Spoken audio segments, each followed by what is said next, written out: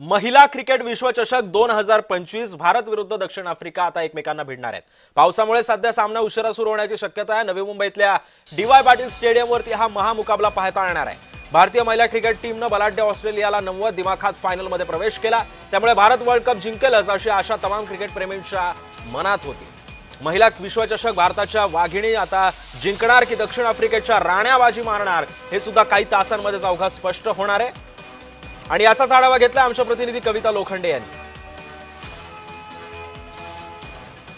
नवी मुंबईत आज महिला विश्वचषक पार पडणार आहे आणि नवी मुंबईतील नेरूळ येथील डी.वाय. पाटील स्टेडियम या ठिकाणी हे महिलांचं विश्वचषक जे आहे ते पार पडणार आहे। आपण या ठिकाणी बघतोय क्रिकेट प्रेमी जे आहेत ते या ठिकाणी मोठ्या संख्येने दाखल झालेले आहेत। या भारतीय टीमला जे आहे ते चेअर अप करण्यासाठी हे क्रिकेट प्रेमी जे आहेत ते मोठ्या संख्येने या ठिकाणी आलेले आहेत। तब्बल 55,000 तिकिटांची विक्री जी आहे या ठिकाणी झालेली पाहायला भेटते। एकूणच या ठिकाणी क्रिकेट प्रेमींसाठी टी शर्ट्स असतील, आपले भारतीय झेंडे असतील, हे देखील विक्रीसाठी या ठिकाणी आणण्यात आलेले आहेत।